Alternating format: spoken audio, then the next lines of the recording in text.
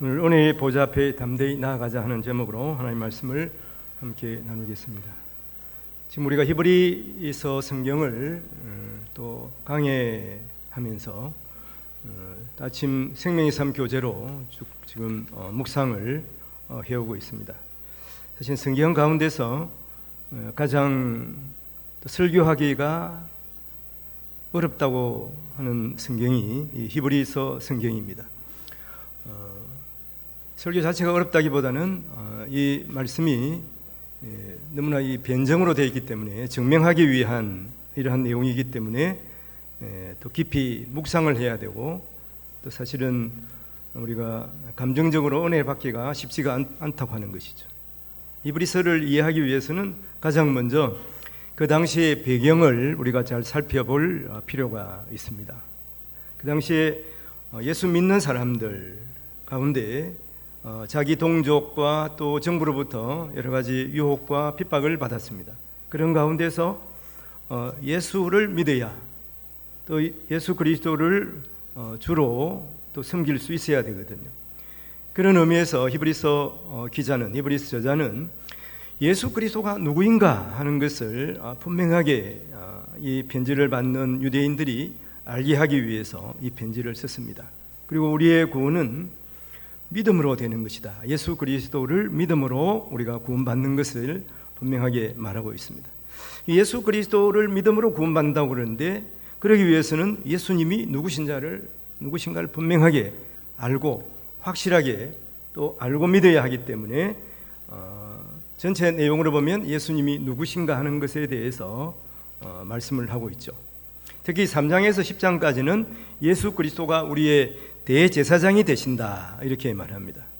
우리는 예수님을 사랑의 하나님, 또 전능하신 하나님, 하나님의 아들 예수님 이렇게 부르기를 좋아합니다만은, 히브리서 기자는 예수 그리스도가 우리의 대제사장 되신다. 그래서 영원한 대제사장, 또 더 좋은 또 중보하시는 그러한 제사장으로 계속 말씀을 하고 있습니다. 그런데 이제 생명의 삶 교재에서는 9장까지 봤습니다만은 오늘 히브리 4장 내용이 상당히 또 전체를 요약하는 그러한 내용이기 때문에 오늘 히브리 4장 말씀을 택했습니다. 제사장은 라틴어로 폰티펙스라 이렇게 말합니다. 폰티펙스는 다리 놓는 사람이에요. 하나님과 사람 사이의 중간에서 연결하는 역할을 하는 사람이 제사장입니다. 그래서 죄를 지은 사람들이 자기 죄를 대신해서 짐승을 가지고 나오면은 그 짐승의 피를 또 바르고 죽여서 하나님 제단에 그 사람의 죄를 대신해서 짐승의 피를 뿌리고 불살을 놔서 하나님 앞에 올려드린 것입니다. 이것뿐만 아니라 제사장은 또 백성들이 서로 간에 해결하지 못하는 그러한 문제를 가지고 오면 그것을 또 해결해 주었어요. 가령 몸이 아프면 지금은 의사를 찾아가지만 그 당시에는 제사장을 찾아갔습니다. 그 제사장이 기름을 바르고 그 사람의 기름을 바르고 기도해 주었습니다. 그리고 서로 간에 분쟁이 생겼을 때도 그것을 누가 옳고 그름을 판단해 주는 역할을 제사장이 한 것이죠. 4장 히브리 3장 이후에 10장까지 이렇게 제사장과 예수 그리스도를 비교를 합니다. 그 제사장의 일과 또 예수님이 이 땅에서 하신 일에 대해서 언급하면서 예수님의 일이 어떻게 보면 제사장 일과 너무나 유사하다 이렇게 먼저 말하죠. 사실은 예수님을 말할 때에 예수 그리스도라고 하잖아요. 그리스도라는 뜻은 기름 부음을 받은 자인데, 왕 그리고 또 제사장, 이 선지자가 구약시대에 보면 기름 부음을 받았거든요. 그러니까 두 번째 이 제사장도 기름 부음 받은 이 그리스도의 중요한 역할이에요. 예수님을 예수 그리스도 할 때는 예수님께서 이 제사장의 역할을 잘 감당하셨다 하는 것을 우리가 먼저 생각할 수가 있습니다. 예수님은 하나님의 아들이시죠. 즉 하나님이신데 이 땅에 사람이 되어 오셨습니다. 즉 예수님은 완전한 하나님이세요. 그렇지만 또 완전한 사람이신 것입니다. 예수님께서 이 땅에 오셔서 세상에서는 가장 낮은 자리에 오셨죠. 말구유에 나셨으니까. 그리고 가진 그러한 사람으로부터 조롱을 받고 또 가장 가까운 제자들로부터 배신을 당하기도 하고 십자가에 달려 죽으시기까지 고난을 당하셨습니다. 이 땅에서 겪는 우리가 생각하는 모든 그런 어려움, 고난을 예수님께서 직접 몸소 그것을 체험하셨습니다. 그러니 우리의 형편을 아시고 하나님 앞에 우리를 변호하실 수가 있는 것이죠. 그래서 완벽한 중재자가 되시는 것이죠. 다리 놓는 진정한 완전한 다리 놓는 대제사장의 역할을 감당하실 수가 있는 것입니다. 우리의 죄를 지시고 예수님이 십자가에 죽으셨습니다. 단번에 우리의 모든 죄를 갚으셨습니다. 구약 때는 어땠습니까? 죄를 지을 때마다 짐승을 잡아서 제사장이 그 사람을 대신해서 짐승을 죽여서 하나님 앞에 태워드렸거든요. 그리고 짐승의 피를 뿌려서 그 사람을 깨끗하게 했습니다. 그러면 계속 사람들은 죄를 짓거든요. 그래서 계속 짐승을 잡아서 가져와서 하나님 앞에 제사를 드려야 하는 것이죠. 근데 예수님께서는 이렇게 짐승 제사로 제물로 하나님 앞에 드린 것이 아니라 자기 몸을 아버지 하나님 앞에 흠없는 자기 몸을 드렸습니다. 그래서 단번에 십자가에 죽으심으로 우리의 모든 죄를 사하셨어요. 그러니까 여러분 짐승의 피를 흘려서 태워서 죽이는 거하고 흠없는 하나님이 직접 자기의 몸을 십자가에 드려서 죽으심으로 우리의 죄를 사하신 것. 그러면 이 대제사장의 역할을 완벽하게 수행하신 것이 예수님이. 이게 과연 비교할 수가 있습니다. 사실은 비교 대상도 되지 않지만 그 당시에 고통받으면서 내가 예수를 더 믿어야 되나, 다시 유대교로 돌아가서 제사를 드려야 되나, 이렇게 고민하고 있는 사람들이 있었다고 하는 거예요. 그래서 이 사람들에게 예수가 확실한 우리의 대제사장이 되시고 우리의 모든 죄를 지시고 십자가에 죽으셨다 하는 것을 지금 히브리서 기자가 지금 강조하고 있는 것이죠. 오늘 우리가 살아가면서도 그렇습니다. 예수 믿어보니 별로 내게 유익되는 게 없어, 이렇게 생각하기도 하고, 그러니까 예수 믿는다고 교회 가서 보니까 또 교회에서 할 일도 많고 이런 생각을 하면서 차라리 예수 믿지 않고 그냥 아니면 저 불교는 보니까 1년에 한 번 가도 불교도라 그러는데 한 번 가서 예불이나 드리고 그냥 불교할까? 종교는 있으면 좋겠고, 이런 생각 혹시 하시는 사람이, 세상 사람들은 그렇게 생각할 수가 있죠. 생각해 보십시오. 그러나 사실 우리가 믿는 이 기독교 예수를 믿는 것은 영원한 구원, 우리의 육신의 호흡이 끊어지는 그 순간 우리의 완전한 운명을 영원히 갈라놓는 거예요. 지옥이냐 천국이냐.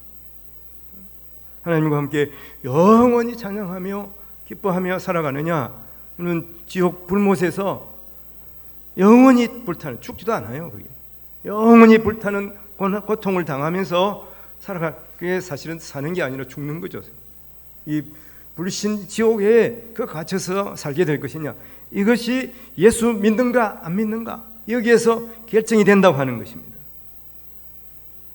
그리고 예수님이 대제사장의 역할을 한다 그랬잖아요. 예수님은 이 땅에서 우리의 모든 문제를 해결하실 수 있으신 분, 능력이 있으신 분이에요. 그러면 대제사장은 그것을 해결할 수가 없습니다. 분쟁이 서로 있을 때 그 분쟁을 제사장이 다 어떻게 해결하겠어요? 왜 해결 못하냐 하면 사실은 미래의 일을 알아야 그 일을 잘 해결할 수가 있어요. 근데 제사장은 미래에 일어날 일을 결코 예견할 수가 없습니다. 자기 스스로도 죄를 짓는 사람, 허물이 있습니다. 해결할 수가 없어요. 그러나 예수님은 전능하신 하나님이세요. 우리의 모든 문제를 주님 앞에 아뢰면 주님께서 다 해결하실 수가 있는 거예요. 그래서 완벽한 대제사장이 되시는 것입니다. 그래서 히브리서에서 예수 그리스도를 큰 대제사장이라, Great High Priest 이렇게 말하고 있는 것이죠.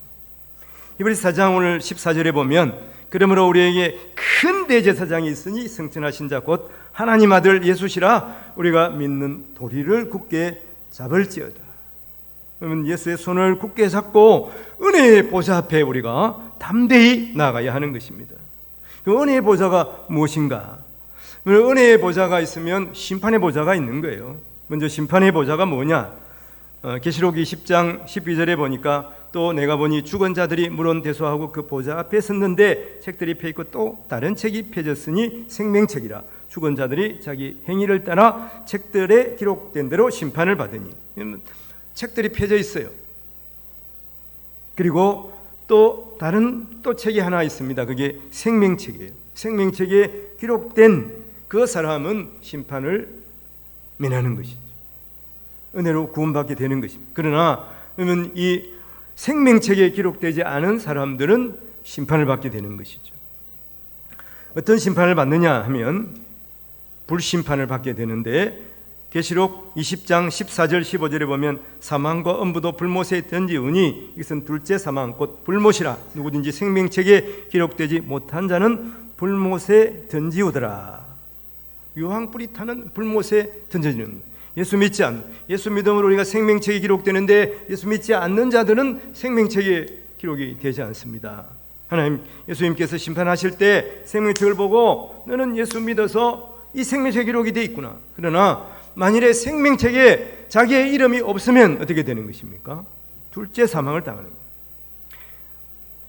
우리가 에베소 성경을 지금 직분 받으실 분들과 함께 공부를 하고 있습니다. 거기 보면 우리에게는 한 번 죽는 것으로 끝나지가 않습니다. 사실은 이 사망은 세 번의 사망이 있어요. 첫 번째는 영적 사망이 있습니다. 예수 믿지 않으면 영적으로 사망한 것이죠.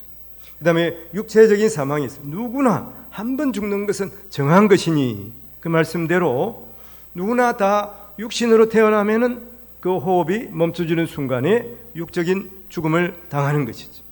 영적인 죽음은 예수 믿지 않으므로 또 육신의 죽음은 누구에게나 또 하나의 죽음이 있습니다. 그것은 영원한 죽음이에요. 영원한 죽음은 바로 이 두 번째 사망, 불심판을 우리가 육체로 죽어서 다시 불심판을 당하는 것입니다. 이것이 영원한 죽음에 있는 거예요. 그러면 영원한 생명을 얻는 것은, 영생을 얻는 것은 예수 그리스도를 믿음으로. 육신으로는 누구나 다 죽을 수밖에 없지만 그러나 그 이후에 영적 사망을 면하는 길은 예수 믿는 거예요. 영원한 사망을 면하는 일이 바로 예수 그리스도를 믿음으로, 우리의 대제사장 되신 예수 그리스도를 믿음으로 얻는 것입니다. 그러면 이것이 얼마나 소중한 것입니까? 얼마나 귀한 것입니까? 내가 우리의 힘으로 구원을 얻을 수가 없어요. 예수 그리스도의 은혜로, 예수 그리스도의 십자가의 은혜로 우리가 구원 얻는 것이에요. 그러니까 이 은혜가 얼마나 큰가 우리가 알 수가 있습니다. 이 둘째 사망은 완전히 소멸되는 것이야. 세상 사람들은 죽으면 완전히 없어진다 생각하는, 사라진다 생각하는데 그게 아니에요. 두 번째 사망이 기다리고 있는 것입니다. 심판의 보좌에서 그 행위로 구원받을 사람은 세상에 아무도 없습니다. 은혜의 보좌로 나아가야 하는 거예요. 은혜의 보좌가 무엇인가? 오늘 말씀에 그러므로 우리가 긍휼하심을 받고 때를 따라 돕는 은혜를 얻기 위하여 은혜의 보좌 앞에 담대히 나아갈 것이니라. 은혜의 보좌는 하나님이 계신 것이, 하나님이 자정하신 것이, 하나님이 통치하시고 다스리시며 믿는 자들에게 복을 주시는 바로 그 자리가 은혜의 보좌입니다. 계시록 21장 3절 4절에 보면 내가 들으니 보좌에서 큰 음성이 나서 가로되 보라 하나님의 장막이 사람들과 함께 있으며 사람들이 저희와 함께 거하시리니 저희는 하나님의 백성이 되고 하나님은 친히 저희와 함께 계셔서 모든 눈물을 건너시키시며 다시 사망이 없고 애통하는 것이나 고가는 것이나 아픈 것이 다시 있지 아니하리니 처음 것들이 다 지나갔음이리라. 하나님 우리와 함께 하시고 또 하나님께서 우리의 눈물을 닦아주시며 위로하시는 것입니다. 이것이 은혜의 보좌입니다. 하나님의 보좌인 것입니다. 히브리서에서는 구체적으로 말하는 이것이 이 구약에서 말하는 이 성막의 지성소를 은혜의 보좌 앞에 담대히 나가야 되는데 구약의 사람들은 죄를 죄가 있음으로 말미암아서 담대히 나아갈 수가 없어요. 지성소에 1년에 한 번 대제사장만 그게 가는 거예요. 오늘 그 말씀을 이 유의하고 있습니다. 누가 하나님의 보좌에 나아갈 수 있느냐? 누가 하나님의 지성소는 하나님 만나는 곳인데 그곳에 담대히 나아갈 수가 있는가 하는 것이죠. 21장 6절 계시록 21장 6절을 보면 또 내가 내게 말씀하시되 이루셨도다. 나는 알파와 오메가요 처음과 나중이라. 생명수 샘물로 목마른 자들에게 값없이 주리니 이기는 자는 이것을 유업으로 얻으리라. 나는 이제 하나님이 되고 그는 내 아들이 되리라. 하나님의 보좌는 하나님 우리와 함께 하나님과 거하는 장소가 바로 하나님의 보좌라고 그랬죠. 위로하시며 이것은 하나님의 자녀들만이 갈 수가 있는 것입니다. 하나님은 우리를 사랑하사 예수 그리스도 보혈로 우리의 죄를 씻으시고 구원하셔서 우리를 하나님의 자녀 삼으셨습니다. 그러므로 우리는 하나님의 아들, 딸들이 되어서 은혜의 보좌 앞에 담대하게 나아갈 수가 있는 것입니다. 은혜의 보좌, 구약에서 구체적으로 말하는 이 지성소에 1년에 대제사장이 한 번 들어가요. 깨끗해야 들어갑니다. 죄가 없어야 하나님을 만나거든요. 그러니까 어떻게 합니까? 짐승의 피로 자기 몸에도 뿌리고 그리고 제단에도 뿌리고 그곳에 들어가는 거예요. 얼마나 무섭겠습니까? 죄가 있으면 그곳에서 죽게 되는데 하나님을 만날 수가 없어요. 얼마나 두렵겠습니까? 그러나 예수 그리스도로 말미암아서 죄 씻음 받은 우리는 담대하게 하나님을 만날 수가 있는 거예요. 하나님의 보좌 앞에 담대하게 나아갈 수가 있는 것입니다.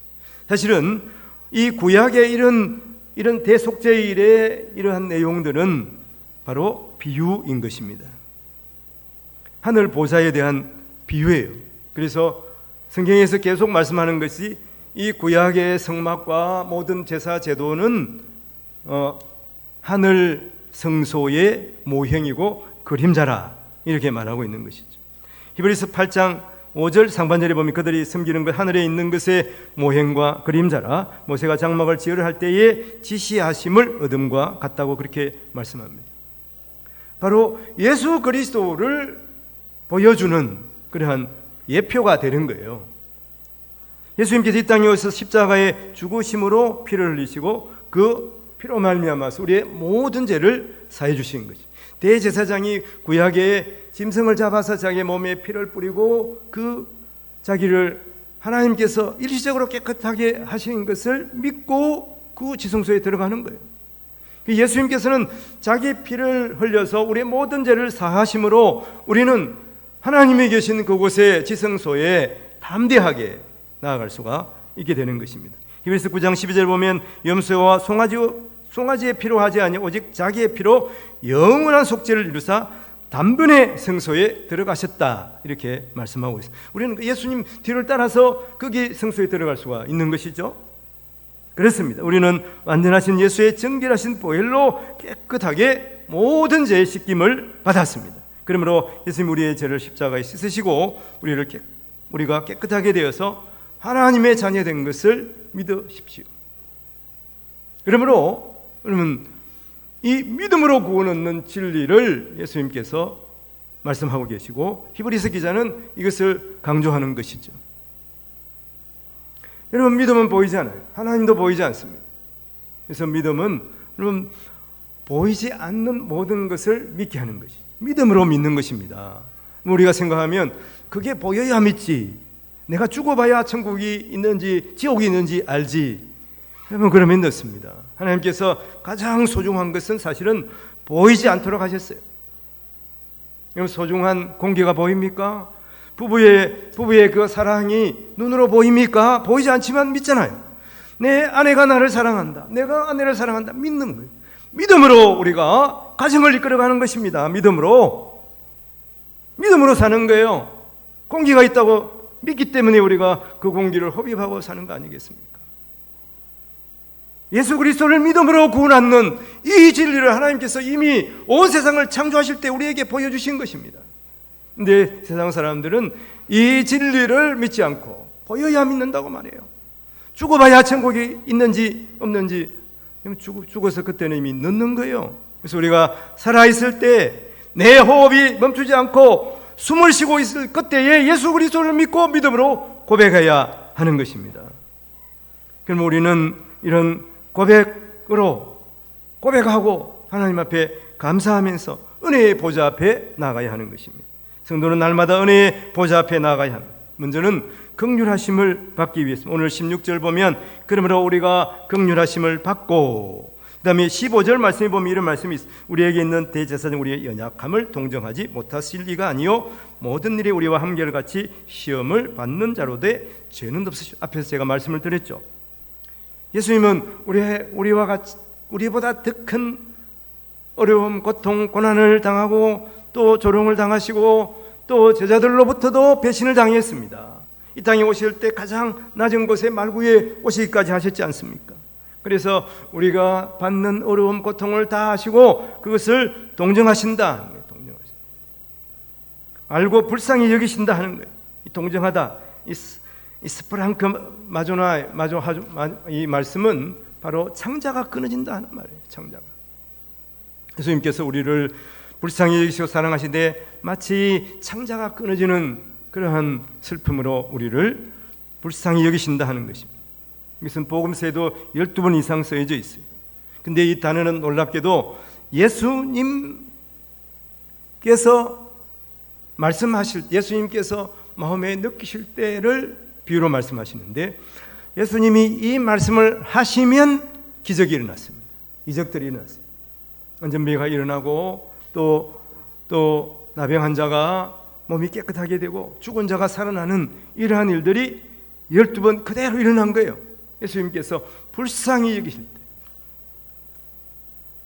한번 보는 사람이 주님 앞에 주여 고쳐 주시옵소서. 주님이 그를 불쌍히 여기시고 그를 고쳐 주신 것입니다. 나 인생 가보고 울면서 내 아들을 장사 지내려고 주님 옆을 지나가실 때 예수님께서 그를 불쌍히 여기심으로, 여러분, 그 장래 행렬을 세우시고 그 아들을 다시 살려주시는 것입니다.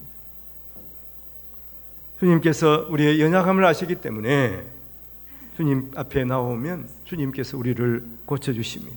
우리의 모든 문제를 해결해 주시는 것입니다. 우리와 같이 고난을 당하시고 우리의 아픔을 아시기 때문에 그렇습니다. 그럼 우리는 담대히 하나님 앞에 나올 수 있어요. 내가 체면이 있지, 어떻게 이런 죄를 짓고 이런 잘못을 범하고 주님 앞에 나오지? 그래서 예수님께서 당자의 비유를 말씀하시잖아요. 둘째 아들이 아버지 나에게 재산을 다 주세요. 내 재산, 내가 가져야 할 권리 다 주세요. 그래서 아버지의 재산을 팔아서 그가 먼 외국에 나갔습니다. 외국에서 망했습니다. 굶었습니다. 먹을 게 없어요. 굶어 죽게 생겼어요. 내가 체면이 없지만 아버지 앞에 나가서 아버지 앞에서 아버지 집에 종이라도 해야 되겠다. 그리고 터들터들 집으로 돌아옵니다. 돌아오는데 저 멀리서 아버지가 보고 쫓아와서 그 아들을 껴안습니다. 이 아들은 죽었다가 다시 살아났다. 그래서 잔치를 열고 또 그 마을 모든 사람들을 초청해서 내 아들이 이렇게 살아왔다고 얼마나 기뻐하는 모습을 우리가 성경에서 예수님께서 말씀하시지 않습니까? 우리가 보게 되지 않습니까? 바로 그 아버지의 사랑으로 우리를 기다리시고 또 우리를 사랑하시는 분이 바로 하나님이시다 하는 거예요. 내 생각하고 내가 이 모양인데 내 체면 생각해서 주님 앞에 나갈 수가 없습니다. 어떻게 내가 주님 앞에 이 죄인이. 그러나 주님은 이미 우리를 사랑하시기로, 자녀 삼으시기로 이미 다 정해놓으셨어요. 주님 앞에 나오면 주님이 우리를 안아주시는 거예요. 기뻐하시는 거예요. 새 옷을 입히고 잔치를 여시는 것입니다. 주님의 보좌에 나와서 우리는 연약하지만 주님 앞에 기도해 보십시오. 주님께서 우리를 불쌍히 여기시면 모든 문제를 주님께서 다 해결해 주시는 것입니다. 우리를 안아주시는 거예요. 우리를 불쌍히 여기시고 또 우리를 품으시는 주님인 것입니다.